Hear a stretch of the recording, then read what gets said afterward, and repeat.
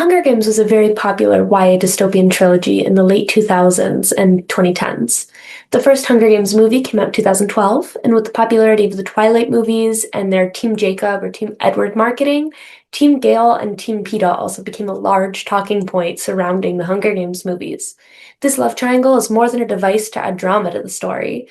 The Hunger Games has more than enough drama without it, so what's its narrative purpose? In each of the 5 current Hunger Games books, Suzanne Collins explores philosophical themes. The original trilogy explores just war theory, The Ballad of Songbirds and Snakes explores human nature and authoritarianism, and Sunrise on the Reaping explores themes of implicit submission.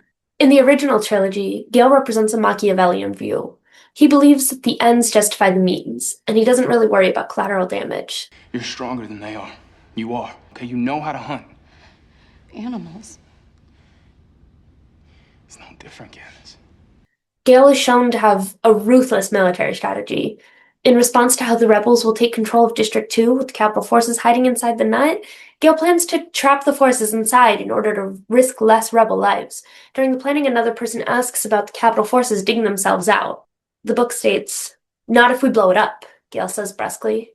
His intent, his full intent, becomes clear. Gale has no interest in preserving the lives of those in the nut, no interest in caging the prey for later use. This is one of his death traps. PETA represents a deontological view. He believes that some choices are required, forbidden, or permitted based on morals. When he's talking to Katniss before the games, he says that he doesn't want the Capitol to turn him into a monster that he's not. If I'm gonna die, I want to still be me. There are multiple instances where PETA puts himself into trouble in order to save other people. Shortly after Katniss's father died, we see PETA purposefully burn bread knowing that he will be punished in order to save the lives of Katniss and her mother and sister. Similarly, while PETA is held captive and under threat of the Capitol, he warns District 13 of the incoming bombing, giving them precious extra minutes to shelter. Neither of these belief systems are without fault. Gale's anger and hatred toward the Capitol is justified, but this fury stops him from seeing the Capitol citizens as people who have also fallen victim to propaganda. PETA is shown to be a truly kind and charming person, but his aversion to violence tends to fall toward naivety. His rigid morals don't allow much room for complexity or nuance, like his calling for a ceasefire at the beginning of Mockingjay because of the lives lost, despite experiencing the Capitol's oppression firsthand. After Prim dies, Gale doesn't apologize for Katniss's loss or his involvement in developing the delayed bomb explosion that killed her. Gale isn't regretful over the innocent people his invention killed.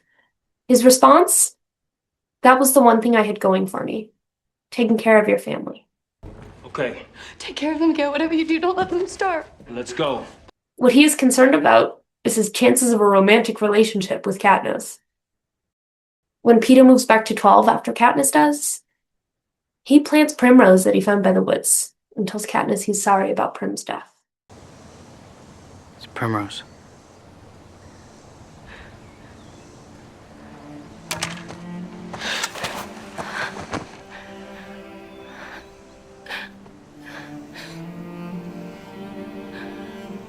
So sorry, Katniss is shown throughout the series to display aspects of both Machiavellian and deontological viewpoints. From the beginning of the first book, we know that Katniss is a fighter. She is fueled by hate and anger towards the Capitol and its citizens for her life circumstances that have been shaped by society. When Prim is reaped for the Hunger Games at 12 years old, Katniss volunteers as tribute to protect her. I volunteer! I volunteer as tribute! In a conversation with PETA, Katniss reveals that she doesn't believe she has the luxury to follow her morals because she is constantly in fight-or-flight mode. Her anger towards the Capitol citizens dissipates as she grows to care for and in some ways pity her prep team, seeing them as also being victims of the Capitol, though in different ways. She says to Coin, "They'll be granted immunity. You will personally pledge this in front of the entire population of District 13 and the remainder of 12. Soon. Today. It will be recorded for future generations. You will hold yourself and your government responsible for their safety." Or you will find another Mockingjay. This love triangle isn't about Katniss choosing PETA or Gale. It's Katniss choosing what she believes and who she wants to be. At the end of Mockingjay, Katniss states that what I need to survive is not Gale's fire, kindled with rage and hatred. I have plenty of fire myself. What I need is the dandelion in the spring, the bright yellow that means rebirth instead of destruction. the promise that life can go on no matter how bad our losses, that it can be good again, and only Peter can give me that. So after, when he whispers, "You love me, real or not real," I tell him real.